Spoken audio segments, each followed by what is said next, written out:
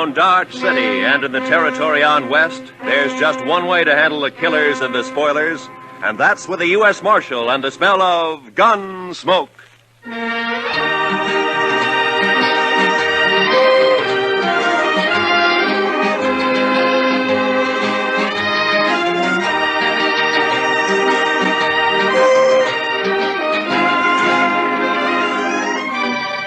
Gunsmoke, starring William Conrad.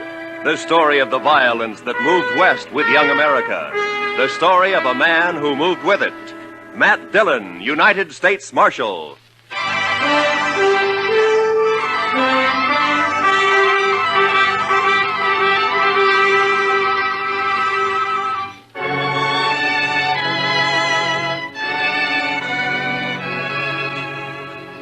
Everything was all right until about a mile north of the Cimarron. That's when my horse got a hoof caught in a frozen dog hole and broke his leg. So I had to shoot him. It made me feel awful bad.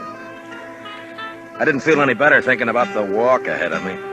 Close to 40 miles to Dodge and carrying my saddle all the way. Guess I'd been on the trail about an hour, near as I could figure it was around 3 in the afternoon. And I'd ease the saddle off my shoulders for a rest and a smoke. And that's when I saw the stranger riding up from the way I'd come. He was tall and thin, and his horse was taller and even thinner. And they made quite a pair.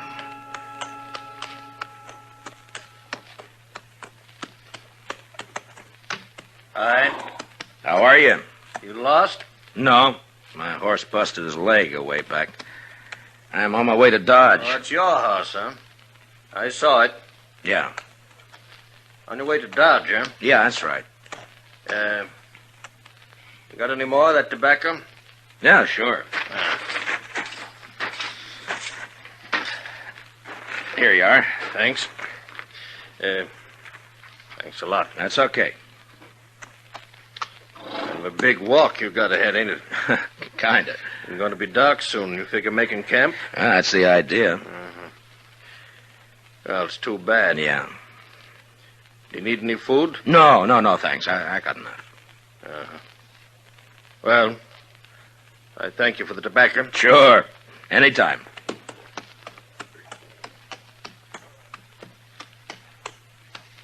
Hey. Yeah? Not saying this beast won't drop dead from the shock, but do you want to climb on behind? Save you a piece of boot leather for a while, anyway. Well, I'd be much obliged if you think that animal of yours can carry us. Well, she won't mind. Should have been dead a long time ago, except she don't know it. She don't mind. Well, okay. Thanks. Here, will you hold my saddle till I get up, huh? Yeah, give it here. Yeah. Can you manage this saddle? Yeah, give it to me. Yeah, I got it. Well, let's go.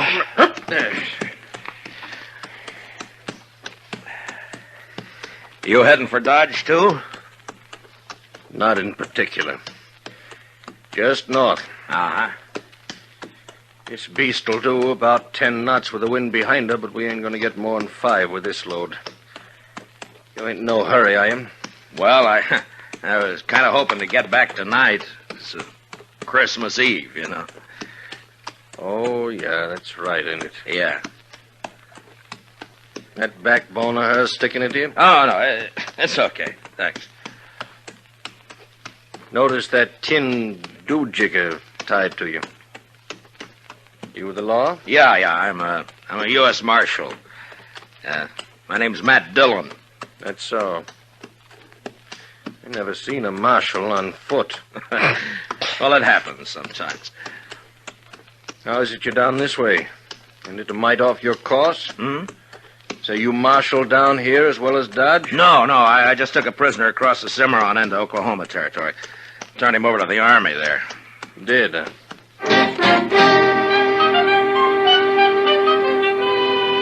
And then he shut up tight. We must have ridden a couple of miles without a word. I got to thinking about Dodge and Chester, and Doc, and Kitty, and the rest of them. You know, there's something pretty special about any place at Christmas time.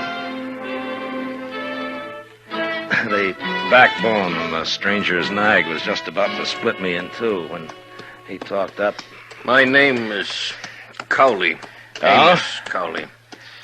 We better heave to a spell. She's breathing mighty hard. All right, hold up. Yes.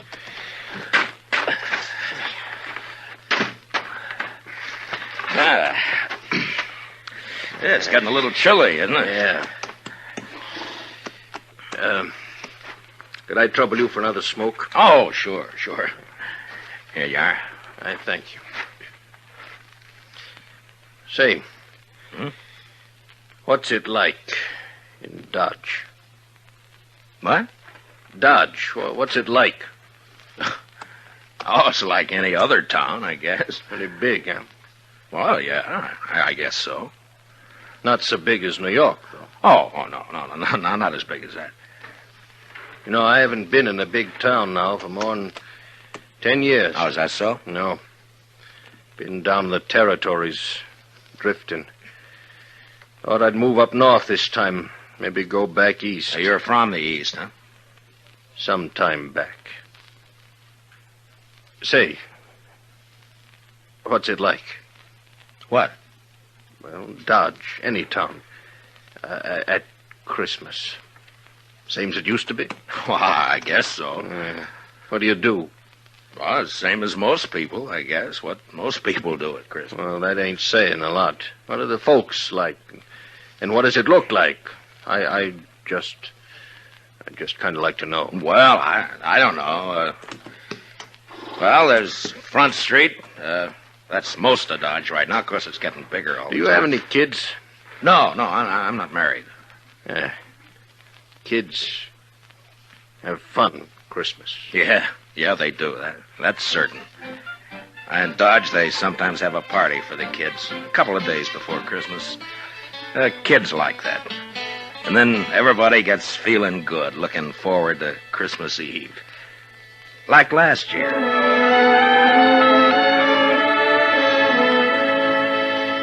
There was snow on the ground, but the sky was clear. You could even see the stars. I was going down the street to the Texas Trail to meet Doc and Chester. Chester, he's my deputy. Doc's a doctor in town. We had some work to do later on in the evening. You could see the light shining behind the curtained windows, and almost everybody had a sprig of holly berries hanging up. They got some from the east a couple of days earlier. I remember running into John Bumby. He's a kind of general handyman in Dodge. Never says much, but he sure had a lot to say that night. Oh, hello, Marshal. Oh, hi, John. A lovely night for Christmas Eve, isn't it? Yeah, it certainly is, John. Yeah. Pretty fine night. Peace on earth, goodwill to men. Mr. Dillon? Yeah, that's the way it should be, John. You know, Marshal, this is going to be quite a night for me. Yes, sir. Oh, is that so? Oh, yes, sir. Tonight, I'm asking Mrs. McNish to become Mrs. Bumby. What? Mm-hmm. Well, John, I didn't know that. Oh, I know it's been a mighty fast secret, but I'm popping the question tonight. Well, I wish you a lot of luck, John. Hey, I'll tell you what. Come by to the Texas Trail later, and we'll have a drink on it. Oh, I will. I really will, Marshal. You're good and kind, Marshal. Good and kind. Merry Christmas, Marshal Dillon. Merry Christmas. Well, the same to you, John.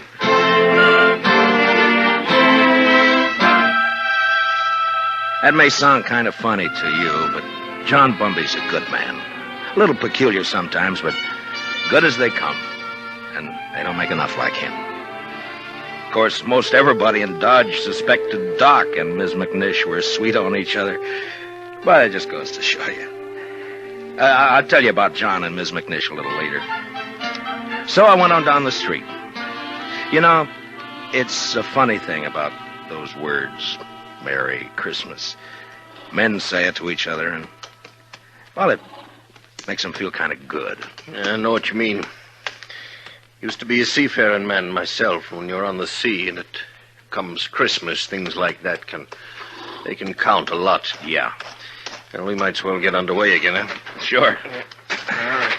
Hey. You want to take my saddle? Give it here. Okay. Give it to me. Okay. Come. I guess you'll miss it in Dodge tonight. Won't you? Well, if you could get a little more out of this nag of yours, we might make it tonight. No, there's not a chance. She'll be on her beam ends pretty quick. She's been on a long reach since sunup. Oh. Mighty bare country up this way. Oh, it depends on what you're used to, I suppose. Well, mighty bare where I've been, too. It's not like the sea. That's always different. How come you left it? I always heard a sailor doesn't ever get it out of his blood. The sea? Guess you can get it out of your blood, all right. You got the right reason you can. Yeah, I guess so. Hey, you trying to get something out of me? Well, no. Get what? I would just remark. You want to ride with me? I don't want any talk about the sea. Well, you brought it up. Get it.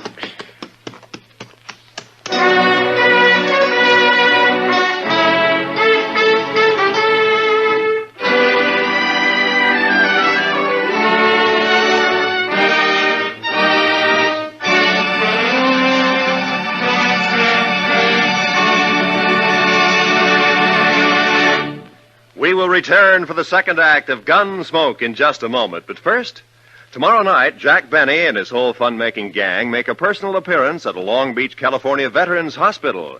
It's going to be a Christmas they'll never forget, as Benny and the bunch cut loose while they assist the folks at the hospital in trimming their Christmas tree. Be sure to join the fun tomorrow night on CBS Radio, when it's Jack Benny time all across America. Now for the second act of Gunsmoke.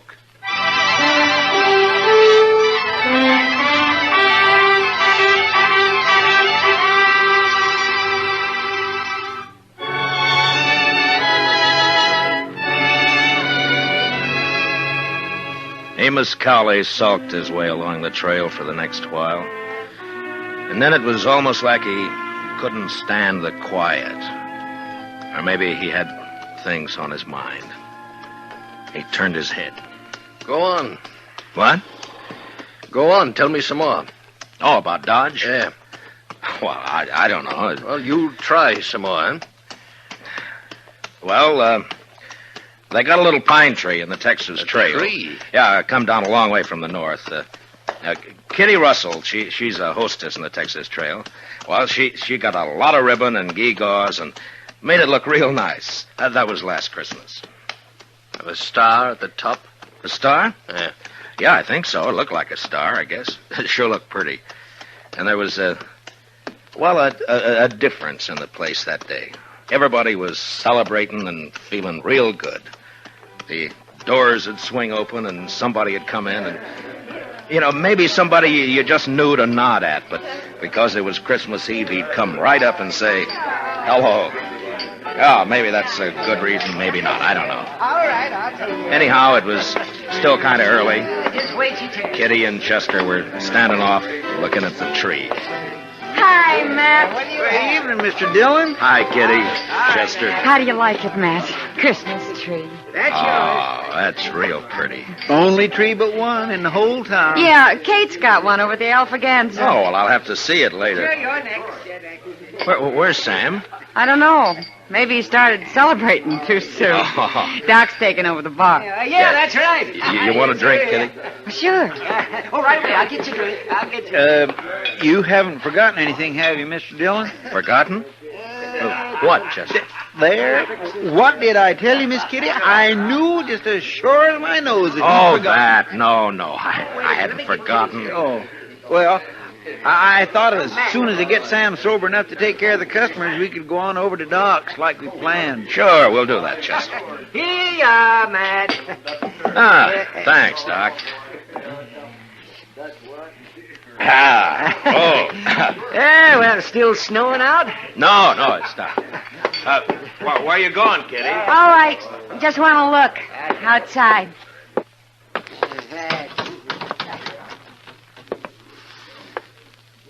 Ah, real pretty.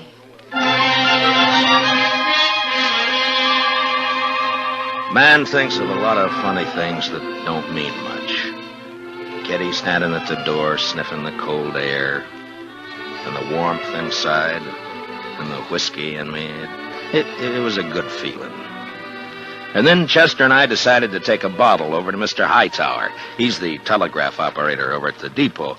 He runs a printing shop on the side. Say, Mr. Dillon? Yeah, Chester. Do you mind if I stop by the church for a minute? Well, no, I don't mind. I just feel kind of right tonight, Mr. Dillon. Figure out to thank somebody for it. Sure.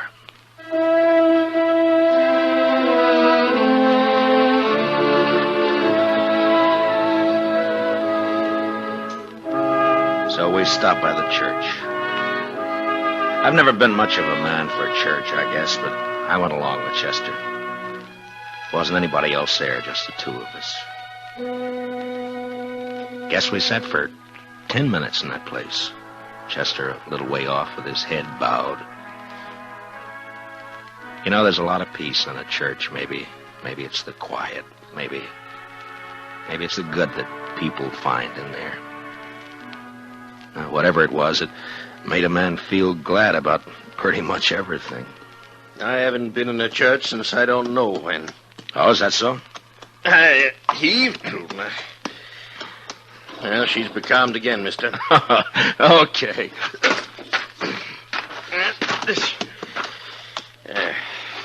She sure wasn't built for it, I'll tell you. You ever see anything like that? She is kind of old, isn't she? I've had her going on 8 years. She hasn't changed a mite. Eats like a pig and looks like a four-legged mizzenmast. Smoke? Don't mind. Hey, what about that fella Hightower? Did you get that bottle to him? Oh, sure. Yeah, I guess it was lonely over in the depot all alone. He was glad for the company. There was a wood fire burning in the stove, but it didn't keep out the cold much.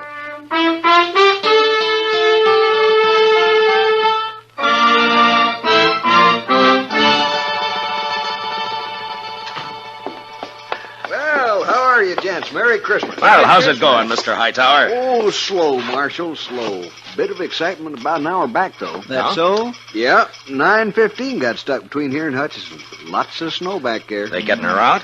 Oh, sure, they're trying, but I'm sure glad I'm not on it. It's going to be a cold night on that train. Well, it's kind of chilly in here, isn't it, Mr. Hightower? Any warmer, and I'm going to sleep. Well, say, we brought you over a bottle of Irish for company. Jameson's. Well, I declare I was just thinking about a tot before you boys come in. Now, that's real friendly. Will you have a drink with me? We sure will. Let's open her up, huh? A couple of glasses up on the shelf there, Chester. Get them down, will you?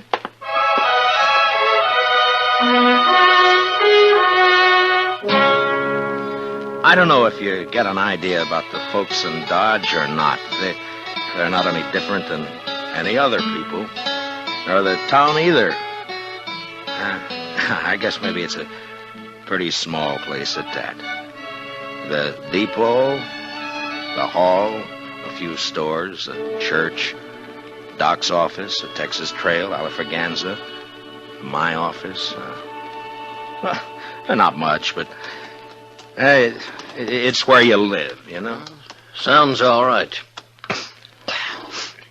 I lived in a town once back east. Small. I know what you mean. Well, maybe you'll be going back. Maybe. Say, the kids, they still believe in St. Nick? Oh, sure, I Mighty suppose. few kids down where I've been. Indian kids, they don't believe in St. Nick. No reason they should, I guess. I used to believe in it, you know that? Well, I guess most people did one time or another. Hey, you figure we come maybe 10 miles? Maybe. Yeah, it's getting dark. Yeah. Well, come on. You want to ride the saddle for a bit? Oh, no. That's okay. Well, then, okay. We rode on, and I thought about last year, about Kitty, Doc, and Chester and me. going over to Doc's place after Doc got tired at Tended Bar at the Texas Trail. It was about 1:45, and we stood around and sang Christmas carols. And I remember how it sounded that night, how it looked. The glow in the stove in the middle of the room, and the frosty windows.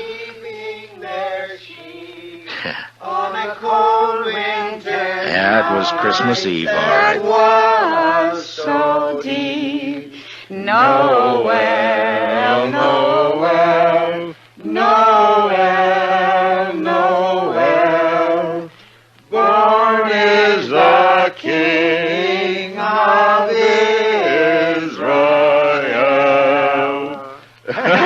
Say, that was fine. That was just fine. Yes, it was. Oh, gee. Say, now, what do you say if we... Listen. Huh? Oh. Merry Christmas. Merry Christmas. Merry Christmas. Merry Christmas. You know, I feel sentimental. That's exactly what I feel. I feel sentimental. I know what you mean, Doc. I surely know. Okay, Doc. Bring him out.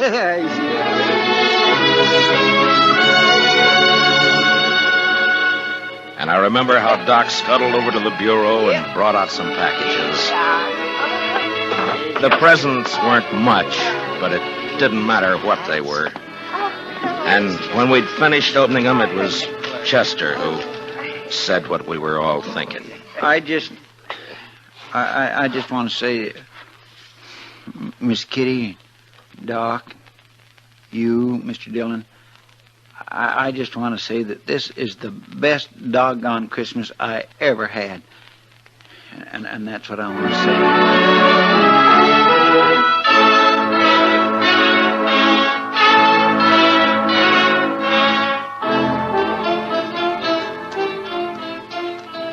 Say, you was going to tell me about that fella John was courting that woman.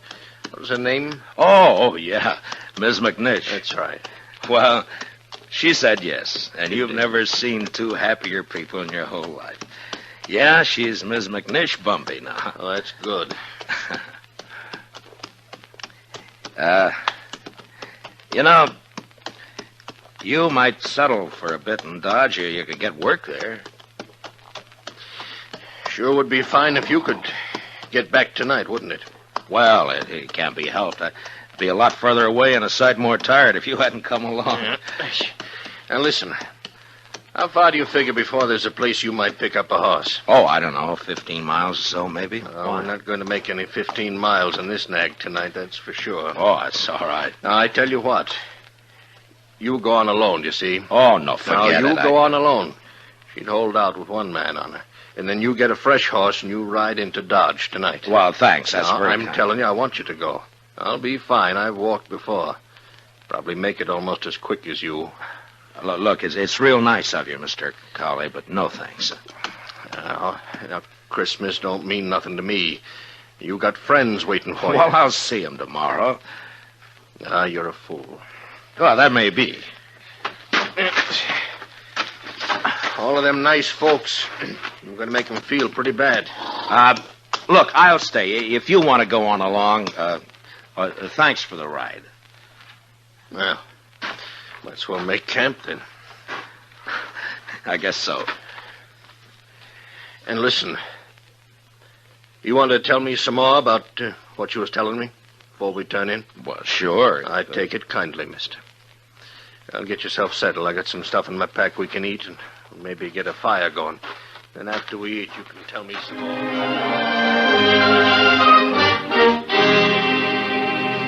We made a fire and then shared what we had for supper. He seemed to soften up after that, and we talked for a couple or 3 hours. It was like he was starved for news of people, everyday things, and just plain company. And that's how we spent Christmas Eve together out on the plain. And then when the fire was dying down and I was about ready for sleep, he said, Marshal, Yeah? I want to tell you something. I've been needing to tell it for a long time. Do you mind? Why, of course I don't mind. Well, then I'll tell you. A few years ago, I was skipper of a little schooner. Used to sail up and down the East Coast, Boston, New York. Yeah. Well, one night, we hit dirty weather off New Jersey. Real dirty. Blew us off course, and we piled up on the rocks and knocked the bottom out. That's too bad. There was 18 passengers aboard, Marshal. 4 of them was kids. We never saw them again. No. And my own wife and my kid went down, too. I'm sorry. Well, now, something must have happened to me after that. I didn't want nothing to do with ships or the sea, and I started to drift out this way. I couldn't forget, though, do you know? And I didn't want to be near folks, especially kids, to remind me, do you know? Yeah. And that's how come I've been slewing around ever since. Sure, I understand. Just kind of wanted to get it off my chest. Sure. Marshal, I'd like to ride into Dodge with you tomorrow. You think I might meet some of them folks you was telling about? Why? I don't see why not. That'd be all right. Maybe I wouldn't need to drift no more. Maybe I could, drop anchor, do you know? Yeah, you might at that. Yes. Well, good night. Good night. Merry Christmas, Marshal. Merry Christmas, Mr. Cowley.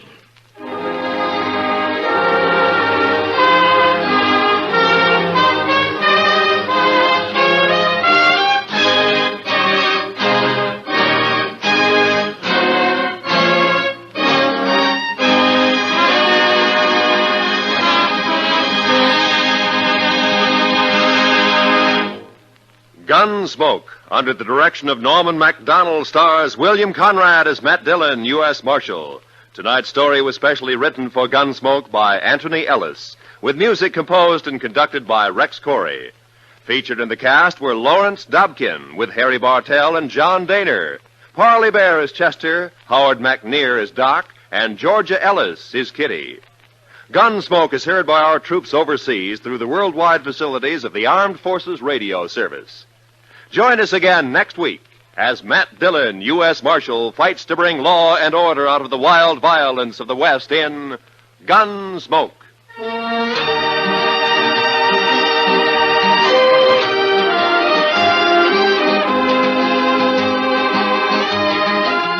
Tomorrow night, Edgar Bergen's real-life daughter, Candy, pays him and you a visit on The Edgar Bergen Show with Charlie McCarthy.